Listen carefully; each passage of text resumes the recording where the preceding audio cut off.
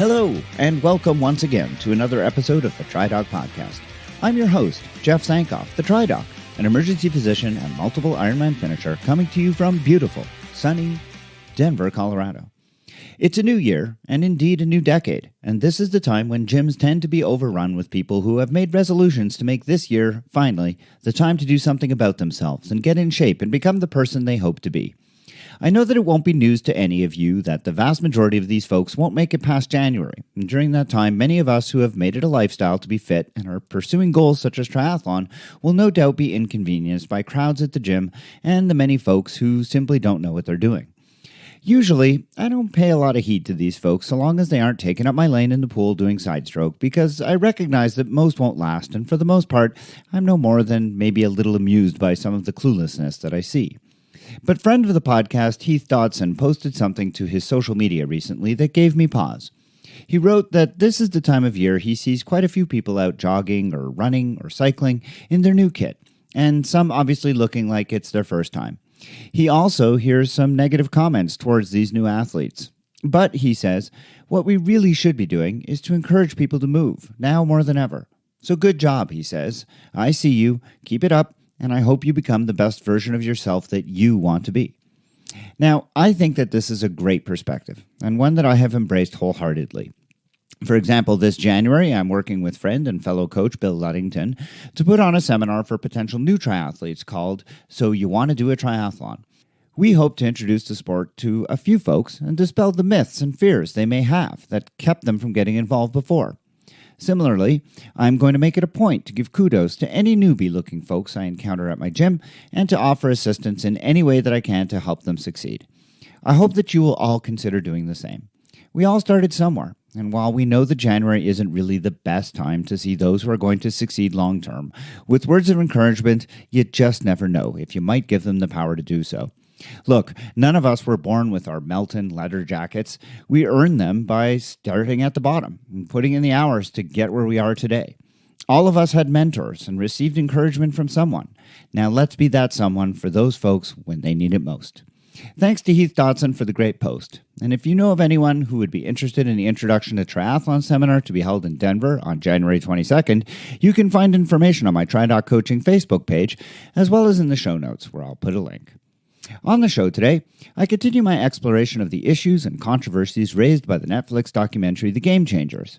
Joining me today is Daniel Reintjes, an athlete and coach who embraced a plant-based lifestyle many years ago and has had great success both with his health and athletic pursuits as a consequence.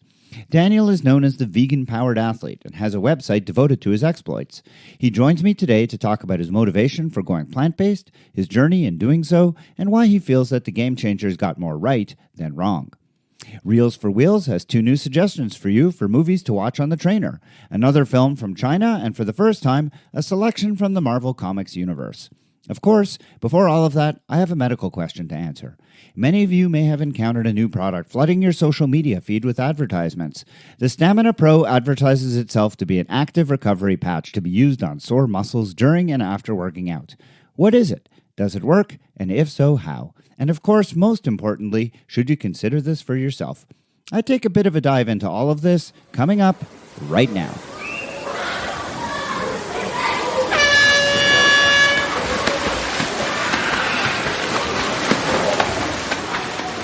If you have listened to this podcast for any length of time, then you've heard me investigate various recovery aids that are out there being marketed to triathletes. From compression wear to cold therapy to pneumatic compression garments and beyond, I have looked at a number of recovery aids, and to date, none have come close to delivering on the promises being made in promotional materials. Today, I'm going to look at the latest example of a product being marketed as a recovery aid. The StaminaPro might be a name you recognize from their very aggressive social media advertising campaign over the past couple of months. The product is an adhesive patch impregnated with more than 200 natural products known or purported to decrease inflammation. The StaminaPro differs from other recovery products, though, in that it claims to enhance recovery while you exercise. In their words, StaminaPro allows you to treat injuries with their patch so that you can continue to exercise and not need to take any time off. Quote, instead of taking time away from practice or competition to let nagging injuries like a sore muscle or tendinitis rest and recover, you can put the patches on to help the problem area recover while training or competing. Active recovery, end quote. And those last two words are in all caps. Now, this sounds truly fantastic, and their website has the anticipated high-tech looking graphics and professional athlete testimonials to go with it. However, as you have likely learned from this podcast, the slickness of a website rarely predicts the efficacy of the product advertised on it. And given the way that some professional athletes will shill for products that they have no idea how they work, even when there is plenty of evidence that they don't, then I think you can guess how much value to ascribe to such testimonials. The problem for StaminaPro and its makers are that they have zero science to back up their claims, and so testimonials are really all they can rely on. One of the main reasons that StaminaPro has not been investigated in any meaningful way likely has to do with the very clearly non-science background and belief systems of the makers of the product. For example, they have a bunch of thermographic pictures on the website that ostensibly demonstrate how the StaminaPro reduces inflammation. They show a before picture of a part of the body looking all red and hot, and then in an after photo, the same body part in cool blue. Now, this is somewhat problematic. The reason being that thermography is not really an accepted scientific means for measuring inflammation. Thermography has been looked at over the years as a means of assessing inflammation, and in some studies it has been shown to be useful as a sort of guide, but repeatedly, studies have shown that thermographic imaging is simply too easily influenced by other factors, and so it can't be used to give a good representation of the level of inflammation. Under the How It Works tab of the StaminaPro website is the following. Quote, StaminaPro patches use energy medicine technology to deliver the power of more than 200 natural constituents known to reduce inflammation, end quote. Now, this statement left me with two important questions. First, why do they need to put more than 200 chemicals in this patch for it to work? And second, what is energy medicine technology? Let's start with the first question as to why so many chemicals are needed to accomplish the anti-inflammatory effect that the StaminaPro is aiming for. Although they don't provide a list of all of the ingredients, some of the plant-based derivatives are highlighted, like arnica, beetroot, boswellia, and turmeric. Others are much more vague, such as adaptogens, activators, and enzymes, and still more are known to actually be complete rubbish, like vitamin D, hops, or green tea extract. A small number of these, like arnica and boswellia, for example, have actually been studied scientifically, and actually shown to be beneficial for some people. In some studies, these agents have been shown to be as effective as traditional pharmacotherapeutics like NSAIDs, though most of the time these extracts are compared only to placebo, so it's not really clear if they're as good as traditional drugs or not. Most of these things, though, are either inactive ingredients or chemicals that have been shown to have no effect whatsoever. So putting 200 chemicals in this patch increases the likelihood that one of them might actually have a positive effect. But given the low concentrations of each individual component, it's pretty unlikely. Another reason they're packing these patches with so much stuff is because they're trying really hard to not be an actual medicinal product. If this patch contained any actual drug that had been shown to actually work, then the StaminaPro would be considered a drug per se, and be under all of the regulations related to advertising and product quality controls that drugs are. By keeping their product as a natural product, StaminaPro is under no such regulatory scrutiny, so they are free to make some pretty outrageous claims, and not to have their products tested for purity, chemical concentrations, or to have to actually study their patch and show that it works, or more importantly, that it isn't dangerous. With more than 200 chemicals in a small patch, there would be no issues related to purity and lack of contamination. The StaminaPro is basically the definition of contamination. However, there is an unintended problem caused by having such a cocktail in this patch. In order to get through the skin, transdermal patches have to have a reasonable concentration of the chemical within it to overcome the impervious nature of skin. With so many components in the patch, it's questionable if any of them could be in high enough concentrations to actually be absorbed in any meaningful way.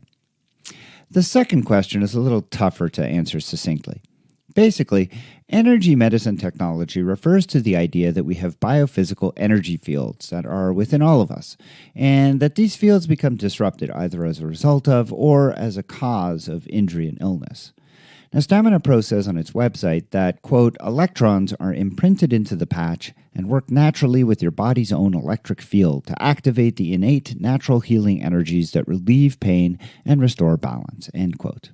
Look, this sounds fantastic, but to me, mostly it sounds fantastical. I get that there are a lot of people who subscribe to this notion of illness and healing, and that's fine. But until I see some hard science that proves that the electrons in this patch do what its maker says it does, I'm just not buying it. I mean that both literally and figuratively. So getting back to the StaminaPro and the claims that are being made, the main issue I have with them is the continuous references to reducing inflammation, optimizing performance, and improving recovery in the complete absence of any evidence. As I said before, these folks can make all the claims they want because they're a natural product and they don't have to do any science to prove it, and that's really what gets to me. Does the StaminaPro do any of what its makers claim, and with the zero side effects as they suggest? Well, to that I would say that the only products without side effects are the ones without effects in the first place, so there's that to ponder. Then, there's the whole Mikey likes it issue. All those testimonials by pro athletes amount to a hill of beans because they're essentially the paid endorsements from people who may or may not have had positive experiences with the product. And any positive experiences might have been limited to or directly related to the fact that money exchanged hands between the manufacturer and the athlete making the endorsement. At $50 to $150 per box of patches, I'd say that the StaminaPro is not at all worth your money. If you're really looking for an anti-inflammatory patch to use while training or racing, there are plenty of other options to consider that have actual medicine that actually give anti-inflammatory effects in them, and probably have some electrons as well. Do you have a question for me to consider answering on the show? Well, email it to me at tri_doc@icloud.com. For my regular interview segment of the podcast, I'm going to continue with my series taking a deeper dive into some of the questions raised by the Netflix documentary The Game Changers. If you haven't seen the film or heard the first interviews in this series, I'd urge you to do so, though it isn't necessary before listening to this one, as each of the interviews can stand on their own. Daniel Reintjes is a plant-based athlete who has completed 50-plus endurance events. He is a 14-time Ironman and an Ironman 70.3 finisher with a sub-5-hour finish to his name. In 2019, he became an Ironman certified coach, a certified vegan lifestyle coach, an educator from Main Street Vegan Academy, and certified in plant-based nutrition from eCornell and the T. Colin Campbell Center for Nutritional Studies. He's been vegan for almost 7 years and is the founder of the vegan lifestyle brand Vegan Powered Athlete. Welcome to the podcast, Daniel. Thanks, Jeff. Great to be here. In your view, Daniel, what did Game Changers get right, and what do you think they get wrong?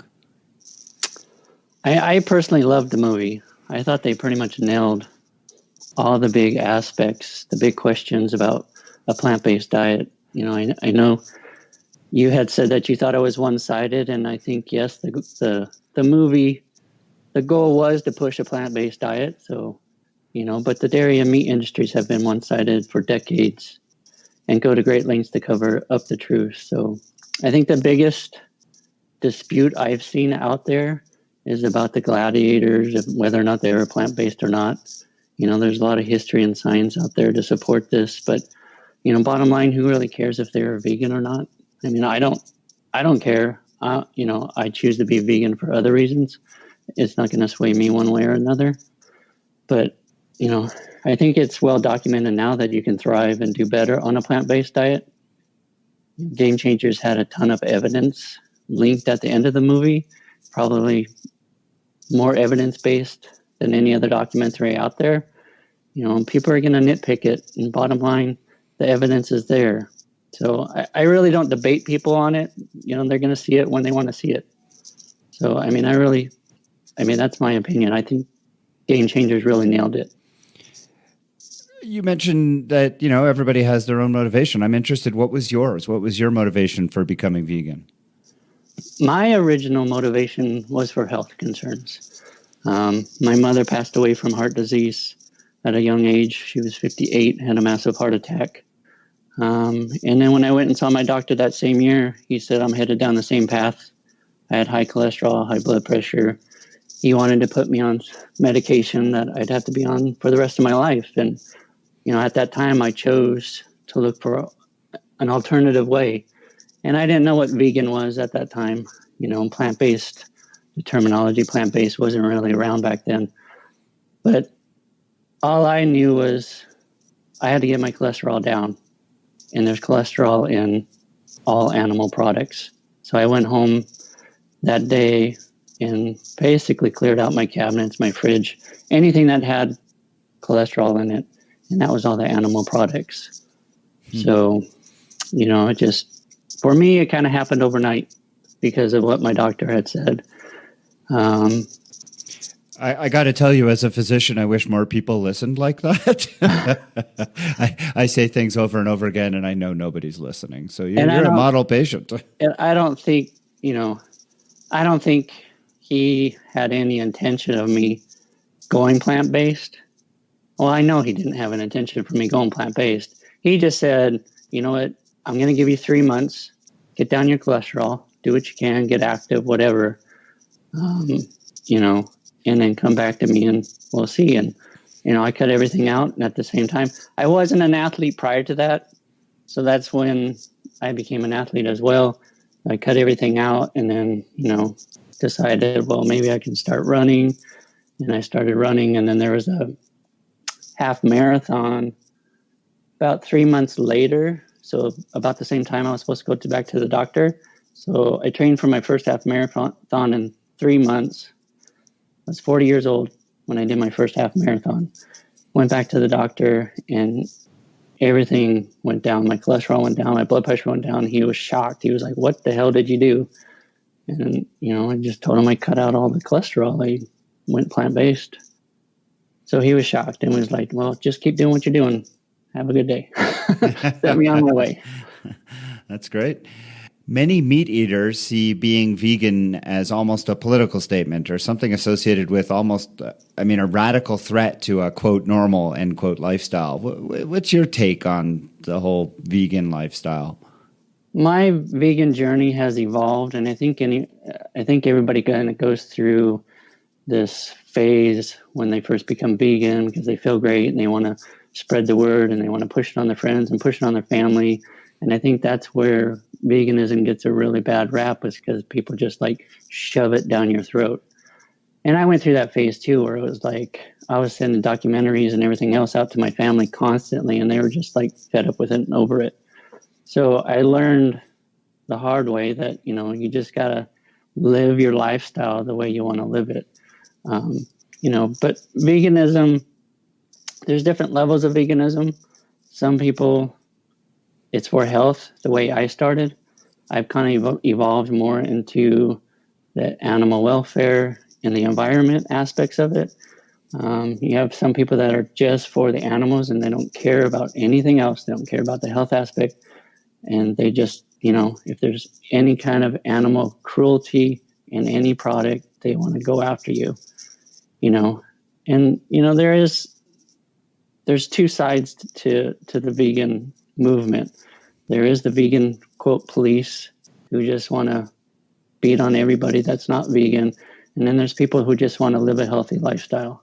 And I just want to live a healthy lifestyle and spread the message just by being an example.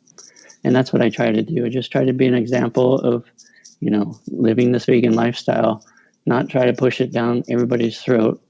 Just live my life and show them that you can be strong and be an athlete and really do anything you want on this diet. Okay, well, let's explore a little bit about that. I want to hear a little about that lifestyle that you've got going. I have mentioned on the program that I am not 100% vegan. It's just not something that I'm able to do given the fact that my wife and children are not willing to take that path. And so it's not something I am able to do at this point. But I want my listeners to get a sense of what your lifestyle is like. Give us a sense of your meals. I'm pretty basic. I don't get really elaborate, and I do a lot of routine. I know everybody can't live like that, but I pretty much have the same thing for breakfast, which is oatmeal every morning. I throw in flaxseed in the oatmeal and usually put some kind of fruit on it, whether it's banana, strawberry, some kind of mixed berry, whatever. So that's my breakfast every single day. And then I'll have a smoothie. I actually make a big Vitamix smoothie every morning, and I'll have that as well in the morning. The Vitamix makes 2 smoothies, so I have the one in the morning, put one in the fridge, and then later on in the afternoon after my workout, I take the second smoothie. But in my smoothie, I put seeds, nuts, you name it, fruit, vegetables, seeds, nuts. It's pretty elaborate, I would say, I guess. It's something that just over time, I just keep adding things into it. Ginger, turmeric, whatever. And it kind of varies depending on what I have in the freezer. I use a lot of frozen fruits and vegetables. It's a lot cheaper that way as well. So, and then for lunch, it just kind of varies whether it's leftovers from the night before. I do a lot of burritos. I do a lot of wraps.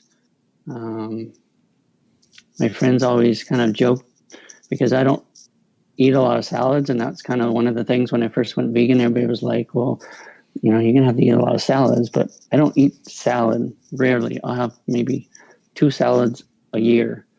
But it's, I get my vegetables in the burritos or in the wraps or mixed in the smoothies or, at dinner, whatever. So, but that's usually lunch. And then I snack kind of all day long on nuts and seeds, fruit. And then for dinner is usually either we do a lot of stews, some soups, a lot of chilies, again, the burritos. And a lot of bean and lentil based foods. A lot of beans, a lot of lentils, a lot of seeds, a lot of nuts, a lot of avocado. Yeah. That's another thing people always, ask me, well, if that means you don't eat a lot of fat, do you? But I eat a ton of fat between all the seeds and nuts and avocados I eat every day. Right. I get a lot of fat in my diet. Now, as an endurance athlete, have you had to make any alterations to your diet to ensure a good nutrient balance? No. Maybe other than the smoothies, I didn't really do smoothies when I first started. I don't think I got my Vitamix until like 3 years into being vegan. And then, when I first started, like I said, I wasn't an athlete prior. So when I first started doing the endurance, I would use the protein powders, the plant-based protein powders, because that's kind of what I knew from previous life, So I would just, use the protein powders, but I rarely use a protein powder anymore. I just go with the whole food plant-based, smoothies or, like you said, a lot of beans, a lot of nuts, a lot of seeds. So. And what about eating out? Do you eat out very often, or is that? I know from my personal experience, it's not hard to find vegan restaurants of extremely high quality. I'm just curious if that's something that you do. I don't eat out very often. Okay. No, we don't. So most of my meals come from home. So it's mostly home cooked meals. Whole foods, plant based. Yeah. And are your friends, it sounds like your family aren't, but are your friends vegan? What happens when you get invited for dinner? Is that problematic? No. My wife's vegan. My family, though they're not vegan, they're very receptive to it. They're open to try anything that I bring. So usually, especially the holidays are coming up, we always try to make our own meal, not just for us, but to share with everybody else. So... And everybody's always had positive feedback on the food. So, but yeah, it's never really been an issue. Mm-hmm. And do you travel very much? And if so, is travel difficult? I don't travel much, but travel is kind of difficult. For me, since I try to keep it mostly whole food, plant-based. There is a lot of options out there nowadays, especially in 2019. You can get plant-based burgers at, fast food joints nowadays. But so it is, if you want to maintain a whole food plant-based, it is a little more difficult. You can find stuff at some natural markets You can put some burritos together really simply, just getting some beans and stuff at the grocery store. But it's not going to be something really elaborate when you're traveling. You just got to, accept what you can get. Mm-hmm. So like for all my races, we typically drive because I always want to have a kitchen, and I always take food with me that I can prepare. So, that's the way I work it. Right. What advice do you have for athletes who may be thinking of becoming progressively more vegetarian and maybe even taking the leap to veganism? What would you say to someone who came to you and said, "Hey, how do I do this? And how do I make sure that I can maintain my fitness and, stay as a high-level athlete while taking on a plant-based diet?" I think the biggest thing is the calories, because there's a big difference between the calories in animal-based product and plant-based product. So I think that's where a lot of people go wrong and start to struggle and get tired or have fatigue, because they're just not eating enough calories. They just, they eliminate the meat or whatever. They don't replace it with beans and nuts and seeds or whatever. They just, So I think the biggest thing is the calories. As long as you're maintaining your calories, you're gonna be fine, because you're gonna hit all your nutrients. You're gonna hit your protein. You're gonna hit, your fiber, your iron, your calcium, everything that everybody's worried about. As long as you're eating a variety of fruits and vegetables, getting the calories you need, you're gonna get everything that you need.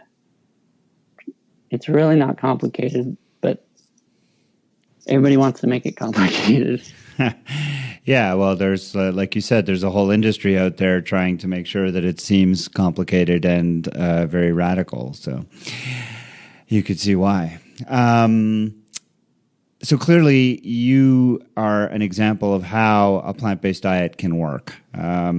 You are an example of how it's not that difficult and how it can lead to not only health, but success in athletic endeavors. You are obviously carrying that forward with your vegan-powered athlete company. Tell us a little bit about that. Vegan-powered athlete, I started just because I wanted to spread the message, I guess, in a way that wasn't, in your face. I just wanted to wear some jerseys and stuff that, said vegan on it or whatever. So that's kind of how it started.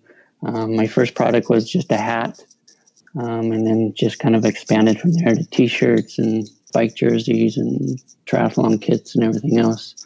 And, I have blogs on there. And then this year I've evolved into the coaching. So, it just started just kind of like, I was proud of being vegan and that I was able to be an athlete. And I just wanted to kind of spread the message that way without getting into people's faces and, being too aggressive. If you haven't seen Daniel's Instagram feed, this next question may not resonate just yet, but you'll have to check it out. But Daniel, tell us, what's with the beard? So the beard actually came about at the same time as this all started. As after my mom passed away and I went to the doctor and he said, you need to change your ways.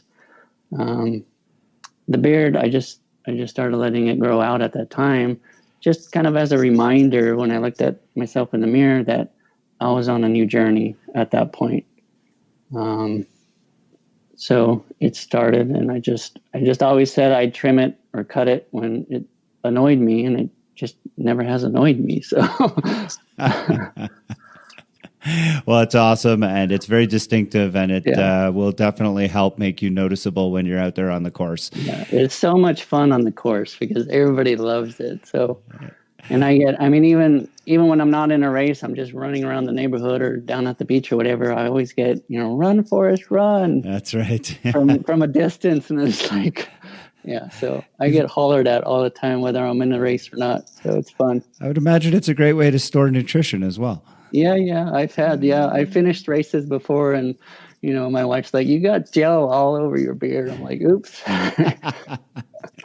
Yeah. Well, Daniel Reintjes is a plant-based athlete who's completed more than 50 endurance events. He's a Ironman certified coach, a certified vegan lifestyle coach. He is the vegan-powered athlete. I will have links to all of his social media feeds in the show notes.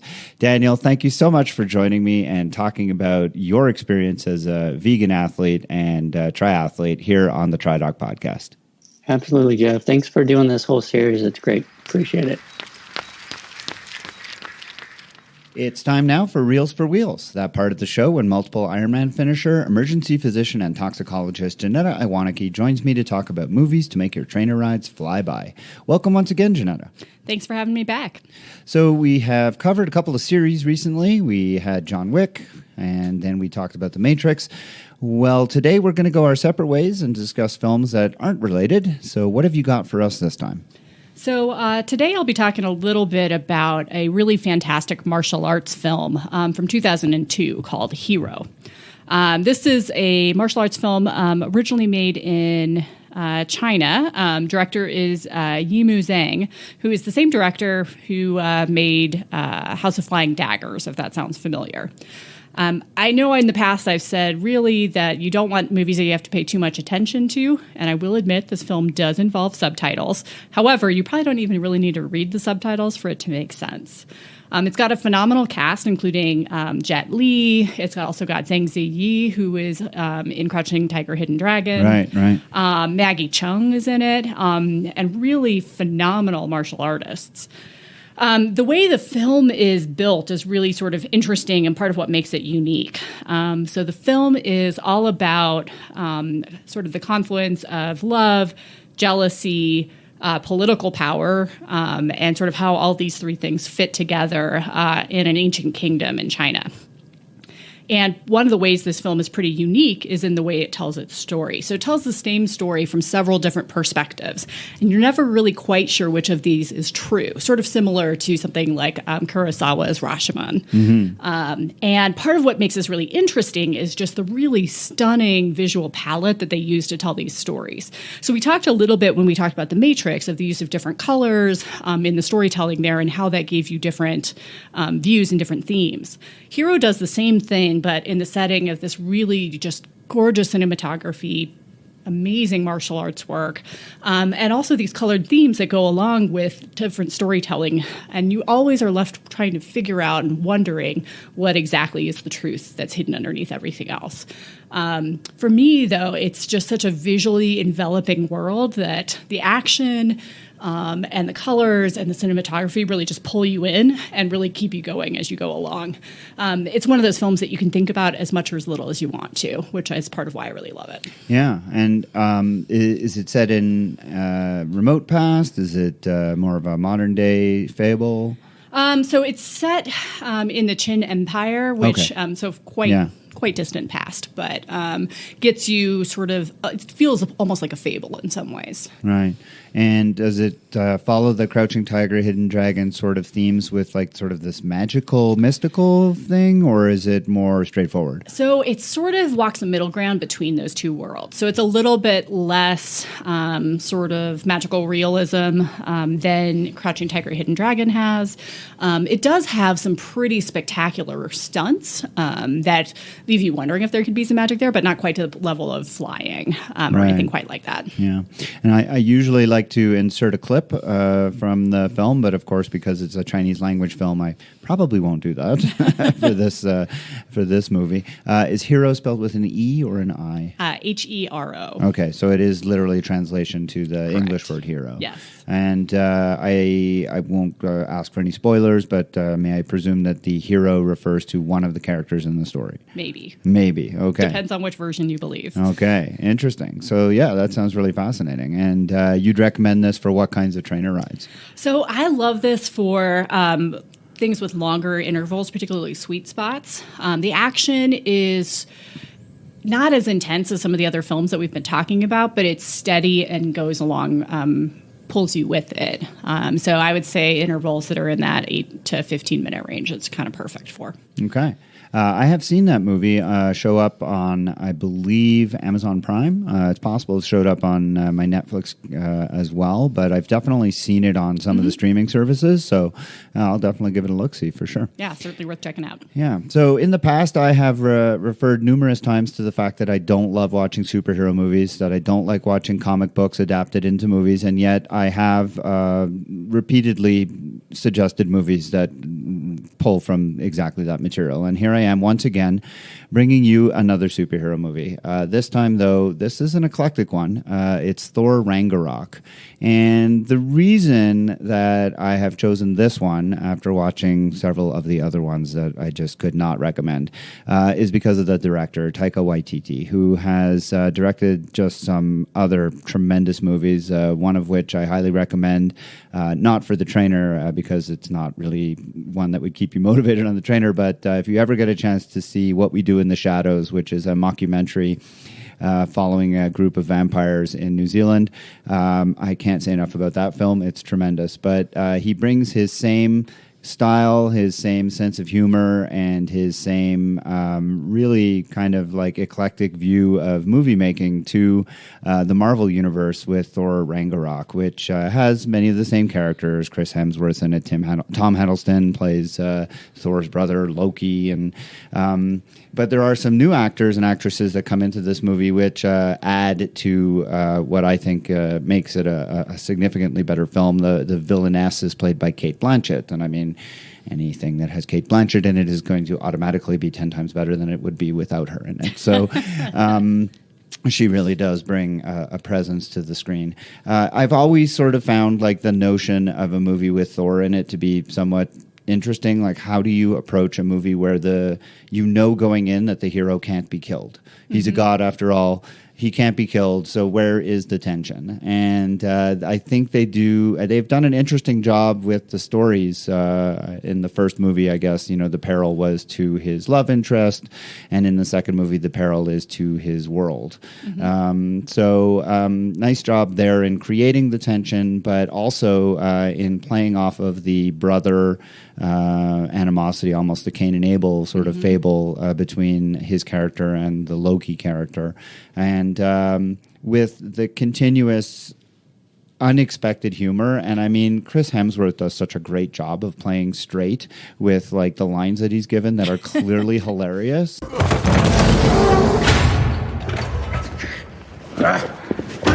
Hey, take it easy, man.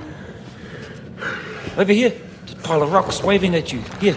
Yeah, I'm actually a thing. I'm a being. Allow me to introduce myself. My name is Korg. I'm kind of like the leader in here. I'm made of rocks, as you can see, but don't let that intimidate you.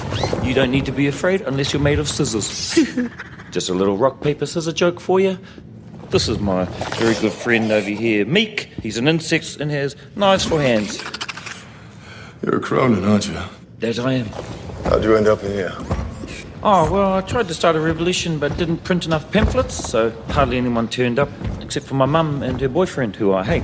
As punishment, I was forced to be in here and become a gladiator. Bit of a promotional disaster, that one. But I'm actually organising another revolution. I don't know if you'd be interested in something like that. Do you reckon you'd be interested?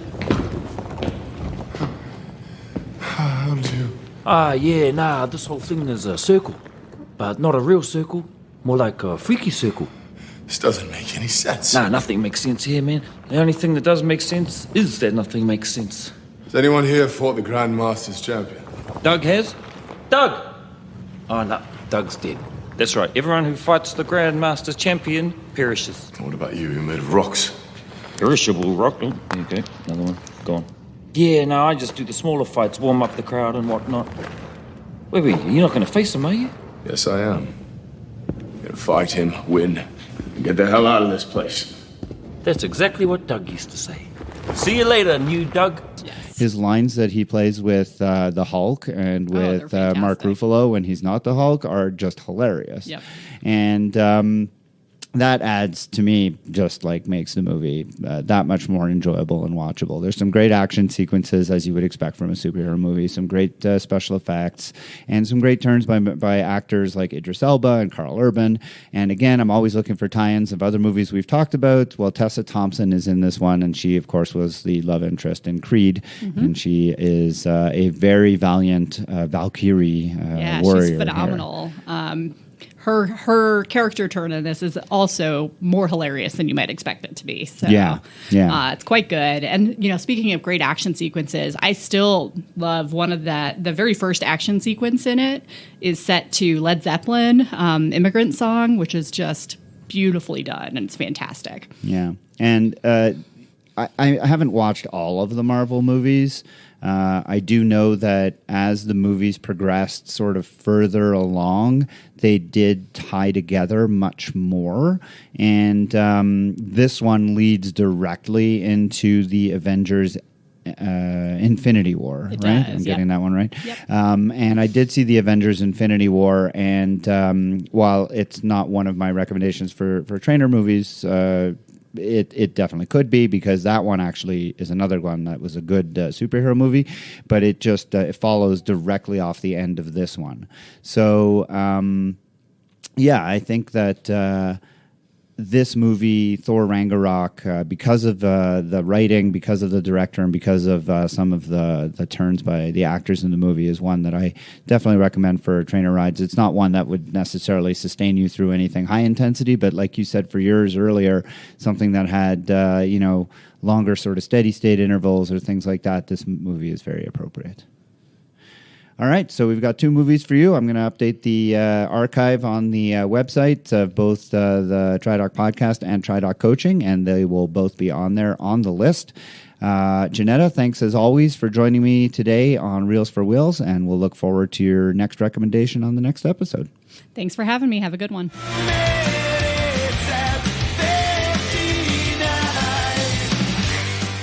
And that's it for another episode of the TriDoc podcast. I hope that you enjoyed listening to it as much as I enjoyed bringing it to you.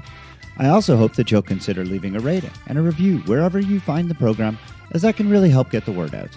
Links to the medical references, as well as to everything else discussed on the show, can be found in the show notes at www.tridocpodcast.podbean.com. If you're interested in coaching services, please visit www.tridoccoaching.com, where you can find a lot of information about me and the services that I provide. The music heard at the beginning and the end of the show is Radio by Empty Hours and is used with permission. This song and many others like it can be found at www.reverbnation.com, where I hope that you'll visit and give small independent bands a chance. On the next episode of the TriDoc podcast, I will continue my series into some of the issues raised by the Netflix documentary The Game Changers. For the 4th episode in the series, I will speak with another nutritionist, but this time to one that has a very different attitude towards plant-based eating for athletes. Casey Poe Campbell is a licensed nutritional therapist in Denver, and she believes strongly that a healthy diet is one that includes animal products. I will speak with her and get her take on the film and more. I will, of course, have a medical question to answer and another episode of Reels for Wheels. Until then, train hard, train healthy.